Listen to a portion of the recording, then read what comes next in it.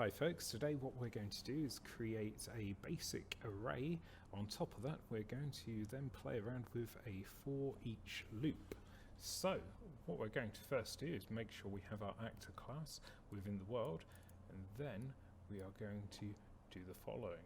To add an array, first of all we have to actually go to the plus variable button just here, and what I'm going to call this is names, just like so.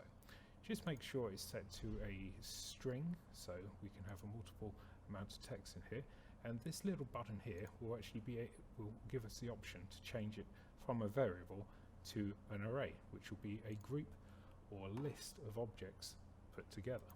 So what we then do after we press compile is you'll notice that you have the following. You have your ID and then your actual array element within this.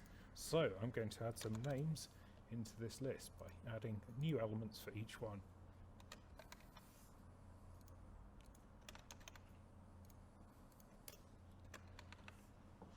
Now we have a list of names together.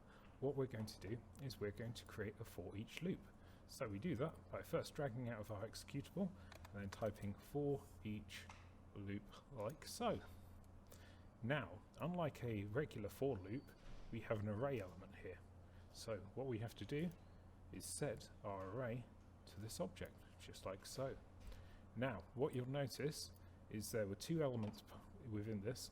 You have your element of your names, which is this data here, and then you have your array index, which is the number just here. So what we can do, for example, is we can get this data to print off. So what we'll do is a print string, and we'll do an append. And in this case, what we'll do is we'll do the index first of all, so that's the number within the list, and then the array information here. Now, clear thing to note is the names, here we go, the indexes start with 0. They start counting from 0 upwards. So if I then compile and play this, what should happen is we should get all the names and their indexes. And that's what a for each loop does.